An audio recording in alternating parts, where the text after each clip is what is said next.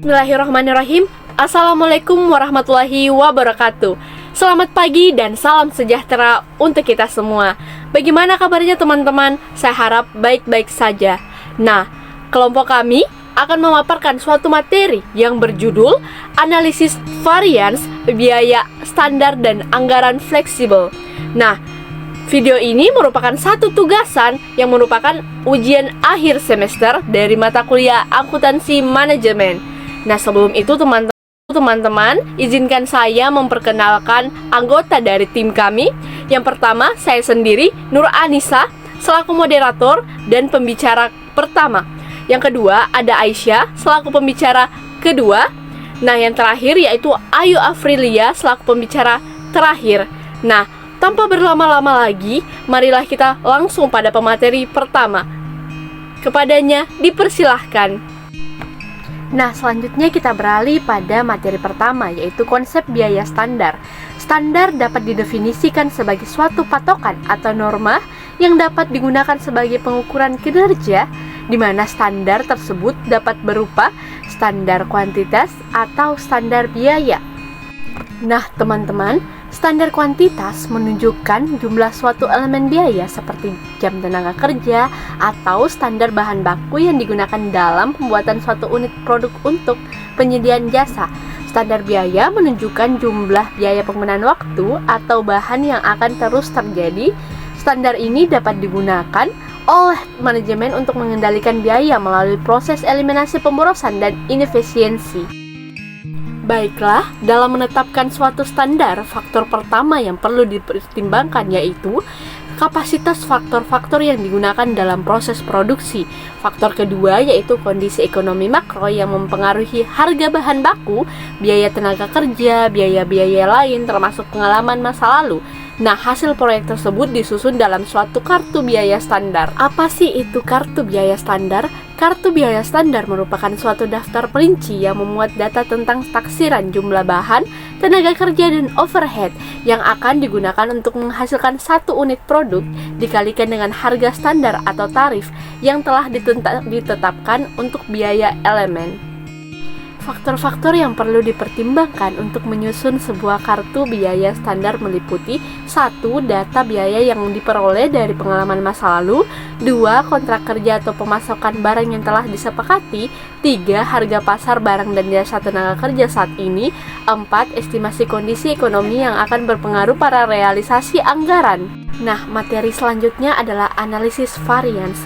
Varians adalah selisih antara harga dan kuantitas standar dengan harga dan kuantitas sesungguhnya.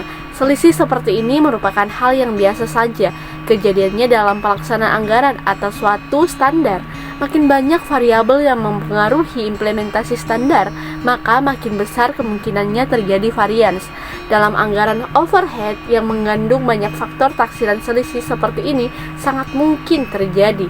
Hal yang perlu diperhatikan dalam faktor apa saja yang menyebabkan selisih tersebut agar dapat diusahakan sehingga jumlahnya tidak lepas kendali dan menjadi terlalu besar.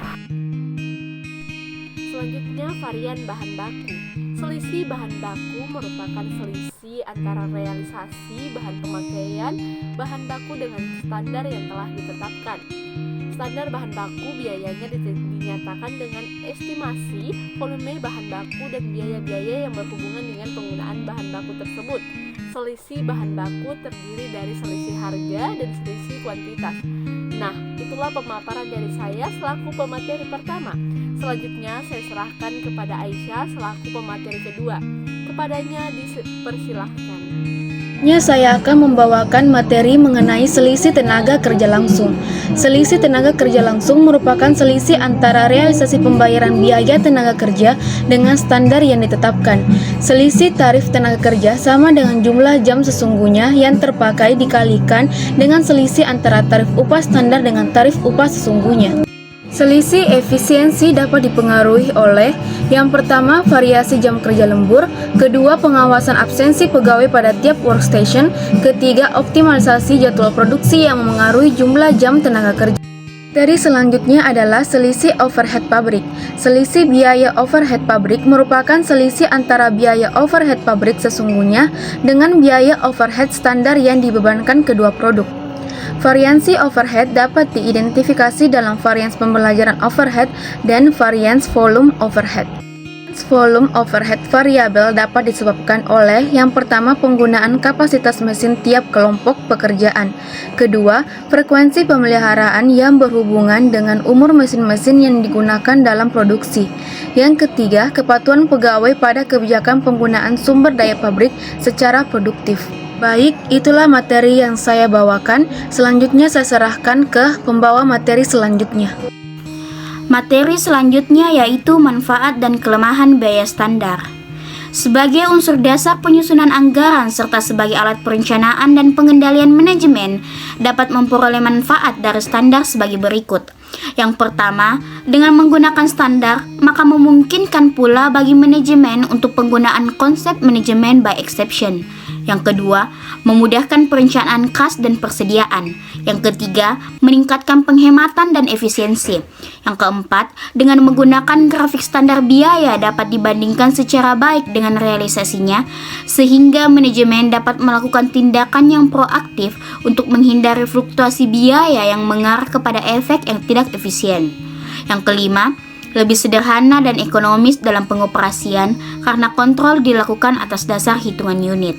Yang keenam, membantu implementasi akuntansi pertanggungjawaban. Varians biaya produksi. Dalam sesi ini akan dibuat analisis harga dan selisih efisiensi untuk bahan baku, tenaga kerja langsung, dan biaya overhead dari anggaran fleksibel. Dari pengertian selisih harga sendiri merupakan perbedaan harga standar dengan harga sesungguhnya dikali dengan kuantitas sesungguhnya.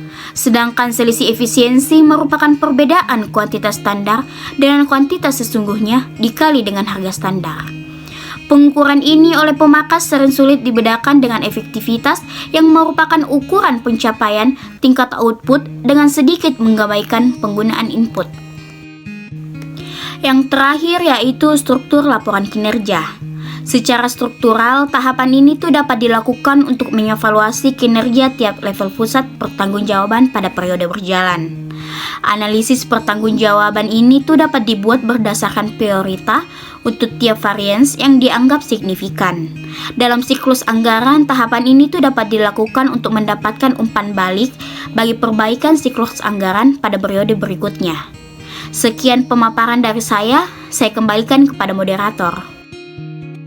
Baik, itulah tadi pemaparan dari kelompok kami atas materi analisis varians, biaya standar, dan anggaran fleksibel. Kurang lebihnya mohon dimaafkan. Akhir kata dari saya, wabillahi taufiq wa hidayah. Wassalamualaikum warahmatullahi wabarakatuh. Terima kasih semuanya.